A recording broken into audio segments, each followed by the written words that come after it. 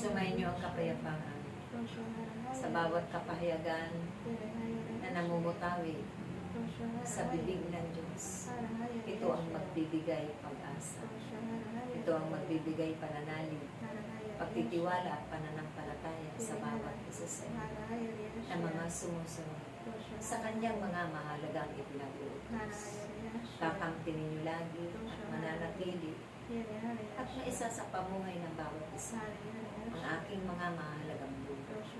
Dahil ito ang itinanim ng Diyos sa mga binhi upang ito'y lumago, maibahagi ninyo sa kapwa-tao at maisa sa pamuhay ayon sa kalooban ng Diyos. Kayong lahat ay magpatuloy sa inyong sinulan ng mga mabubuting bagay. Panalangin niyo rin ang mga kaganapan sa iba't ibang lugar, sa iba't ibang bansa, upang ito'y hindi makarating sa inyong bansa, sa inyong bansa. At ang kapayapaan at ang paghahari ng Diyos ang siyang mangibabaw upang kailanman hindi kayo magkamit ng takot sa inyong